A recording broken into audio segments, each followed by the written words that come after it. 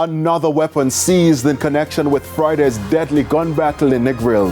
Good evening and welcome to Primetime News. A special welcome to our viewers on TVJ International in the Cayman Islands and online at onespotmedia.com. I'm Anthony Lug. Also this evening, police constable shot and injured as he foils gun attack in Clarendon.